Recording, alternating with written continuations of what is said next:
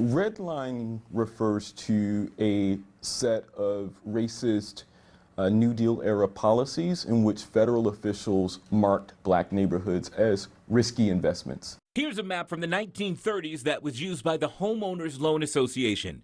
Green meant best, blue meant still desirable, yellow declining, and red It's hazardous or risky simply because the people living here or occupying this space were black people.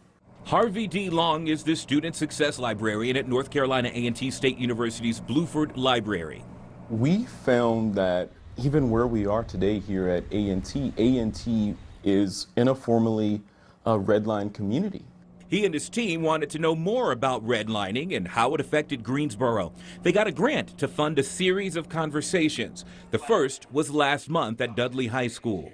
I was stunned, actually, because there were so many people that came up after the panel and let me know that this was really their first time hearing about redlining. According to that 1930s map, some of the wealthier, more desirable neighborhoods in the city were Sunset Hills, Latham Park, and Irving Park. Fast forward to 2022. So we can see a direct connection to the value of homes from the 1930s to today. So here in East Greensboro, property values remain relatively low compared to home values in some of the more affluent neighborhoods, communities in Greensboro. Redlining is something that we're dealing with even today. The effects of redlining for people of color is that we are not able to still go into a bank and receive loans for home ownership. And that is not based on credit worthiness. It is not based on our ability to repay the loan, but it is based on, in many ways and in many reasons, the color of our skin and our socioeconomic location. They're not the only ones looking at redlining. We previously talked to Latita Smith, the president of the Community Foundation of Winston-Salem, about their effort to show how redlining has affected Winston-Salem with their Undesign the Redline exhibit.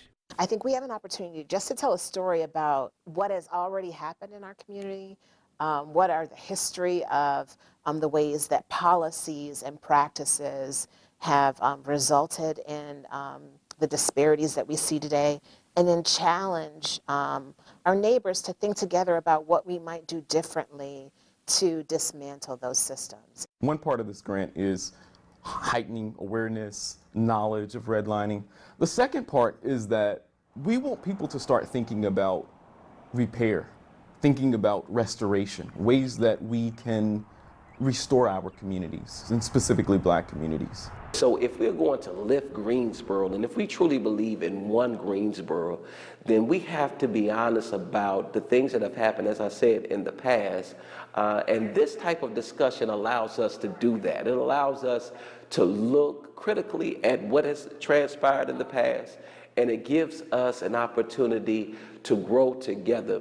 It hopefully should show them that Greensboro in some ways is a tale of two cities. It's important for white people to recognize that and to know that crime, all of these things are connected in some way. When you don't invest in a community and you don't have adequate resources, then it leads to all other issues. In black and white, Tracy Clemens, Fox 8 News.